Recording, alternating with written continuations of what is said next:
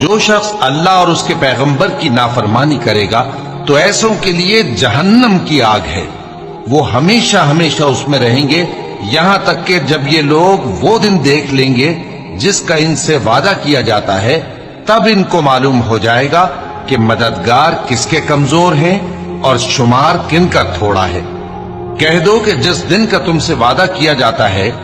میں نہیں جانتا کہ وہ عنقریب آنے والا ہے یا میرے پروردگار نے اس کی مدت دراز کر دی ہے۔ وہی غیب کا جاننے والا ہے، سو کسی پر اپنے غیب کو ظاہر نہیں کرتا، ہاں جس پیغمبر کو پسند فرمائے اور اس کو غیب کی باتیں بتا دے